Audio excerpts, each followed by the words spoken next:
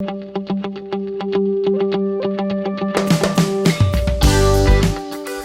to another episode of Business in the Know. And good news today for small business owners, entrepreneurs like myself. If you're the kind of guy focused on running your business, and in the background, there's some questions about the law, Johnny Law. Most of it presents as, am I screwing up something? Let's find out. My co-host today, Paul Benton, is welcoming a legal beagle to the show who has a long, excellent track record working on behalf of business. Paul, would you tell us a little more? Thanks, Mike. I'm delighted to welcome onto our show today Jay Putnam, who has been practicing labor law for 40 years. He's based in Petaluma. Interesting statistic, in the 40 years of practice, all of Jay's clients who are our employers who have followed his advice have not been sued. That's a heck of a statistic. And I got to know Jay over the years because I would truck up to Petaluma eagerly every month to listen to the law seminars that he gives. And if you were wanting to go to law school but didn't get your chance, go up to see Jay in one of his seminars that he gives. Jay also maintains on jgputnam.com. That's jgputnam.com. An exceedingly valuable law blog that educates small business every month. So Jay, you were going to talk to us today about 2 or 3 things that every business owner must know about labor law going into the new year. The first one, the anti-sexual harassment requirement deadline is coming up. If you don't have your people trained by the 1st of January, is there a consequence? But that's the deadline. Tell us about that. First of all, thanks for inviting me to be here this morning, Paul and Mike. I'm pleased to be here. Yes, with respect to the harassment training requirements, there is a requirement that employers train supervisors, provide supervisory employees with 2 hours of training before January 1st. Employers are also required to provide 1 hour of training every year for non-supervisory employees. That deadline is approaching.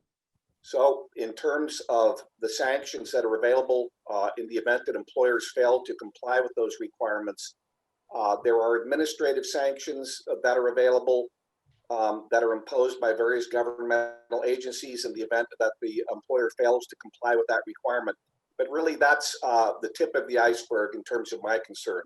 I represent employers in labor law issues, and so I'm always concerned with the prospect of litigation not coming from administrative agencies so much, because administrative agencies do not have the power to award punitive damages or other business solvency threatening sanctions. That comes from the civil litigation system and the plaintiff's lawyers. In the event that employers fail to provide the training that's required by law, in the event that there's a harassment complaint, the plaintiff's lawyers initiate a lawsuit or other claim against the employer as a result of that failure. The plaintiff's lawyers will be able to communicate to a jury that the employer has failed to get out of the batter's box in terms of its obligations to provide a harassment-free workplace. And that's where the liability exposure comes in, because juries are comprised of employees, not employers or business owners. As Paul will attest, a major component of my seminars through the years has to do with the extreme vulnerability that employers face if they're forced to attempt to defend themselves in the presence or to the satisfaction of a jury of employees, for the reason that employees are far more sympathetic, generally speaking, to the plaintiff doing the suing than they are to the employer. That presents a huge obstacle that gives me a good opportunity to segue into my comments generally today. Namely, historically, I encourage employers, my clients, to view the situation as an obstacle field. Employers are trying to get the orders filled, and on a good day, get paid for complying with the contract. With the passage of each piece of workplace legislation, that presents an additional obstacle in the path of the employer satisfying that requirement. When the employers violate those statutes, lawsuits result, if the employer does not have a mandatory binding arbitration policy, that lawsuit will go before a jury of employees. Employers lose statistically 70% of these lawsuits, and that's not the worst part of the story. Really, the worst part of the story is that the cost of defending these lawsuits through a jury trial frequently exceeds $1 million. As a result, many employers are unable to defend themselves and are forced to settle on terms that the plaintiff dictates. That's the biggest part of the problem, and one that many employers are oblivious of. A mandatory, properly drafted arbitration policy distributed to the workforce alleviates or eliminates those problems altogether, because the mandatory arbitration policy will provide for a neutral arbitrator to decide these cases, which the arbitrator does not share the bias. The jury of employer does, so the employer stands a much better chance of winning. But perhaps as importantly, or more importantly, the cost of arbitration is estimated to be 1/10 of what it costs in defense costs to get through a jury trial, win, lose, or draw. And of course, as I just mentioned, employers overwhelmingly lose these cases.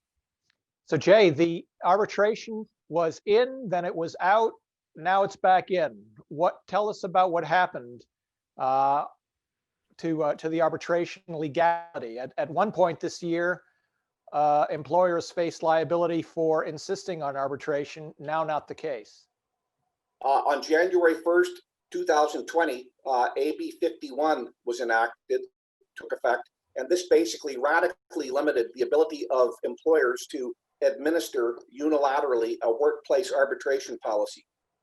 That case was subject to a petition for an injunction. I believe that was initiated by the California Chamber of Commerce, and that injunction was granted. A permanent preliminary injunction, rather, was granted in February, I believe it was, 2020, and that remains in place, which means, in effect, that the new statute cannot be enforced until the injunction is released, and that's the state of affairs as we speak. So employers, many of whom removed their arbitration policies in response to that law, if they had one, if they were being advised by my office, I advised them immediately to get that arbitration policy back in force, in effect, properly distributed to employers, because arbitration policies are now enforceable. And that, I want to emphasize before I leave today, is perhaps the most potent protection available to employers under California law today: mandatory arbitration policies.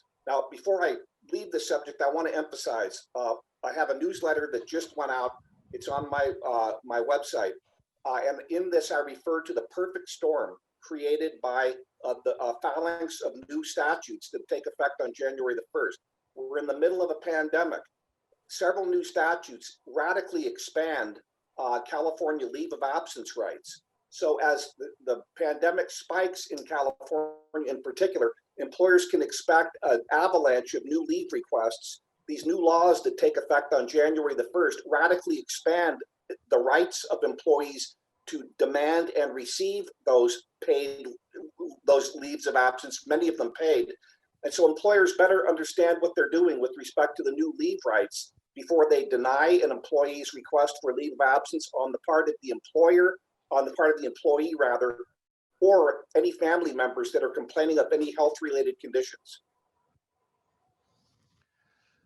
Wow, there's always something coming out of Sacramento. It's really hard to keep up. And Jay, it's great to have someone like you at the table to keep us sane.